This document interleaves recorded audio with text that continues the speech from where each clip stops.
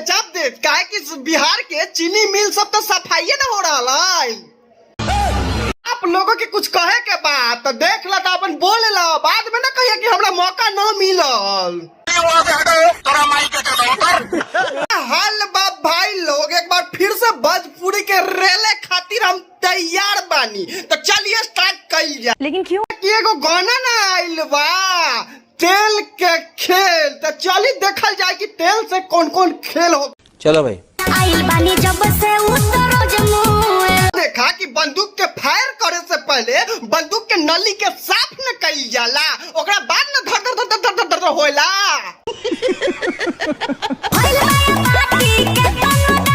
का बात करत तारू भौजी? हमरा तो लगा था कि भौजी बड़ी दिक्कत में बा। हम बोला दी का भोजपुरी इंडस्ट्री में बड़े बड़े भैया लोग बारन नहीं।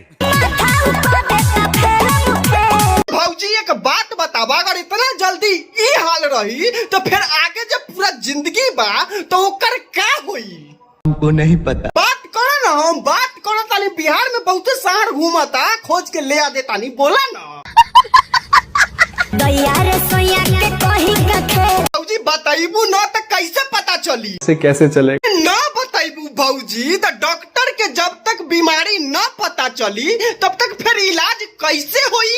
बात तो सही है। कोनो दोसर दवाई दे दी तो रिएक्शन न कर जाई।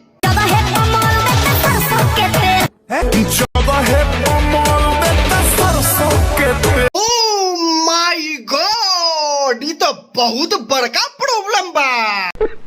असुरा जगह पर कड़ुआ तेल मैल देता। कहना क्या चाहते हो? संडा के तेल ना यूज करे के चाहिए, चाहे नवरत्न तेल। ना ना ना, ना नवरत्न के तेल ना यूज करिए ना तो तोरा बाद में बुझाई। गजब बेइज्जती। जगह पर मलेला। का होइल रे? खबरा ना आराम से बता दा कि कहाँ कहाँ मौलाता।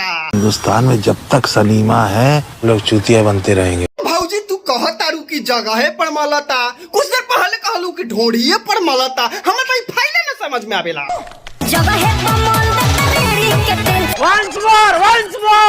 बही चोदी सब देख के हम बोर बन गेल छियौ। वीडियो एंटरटेनमेंट के लिए था और लाइक सब्सक्राइब जल्दी जल्दी मारिए।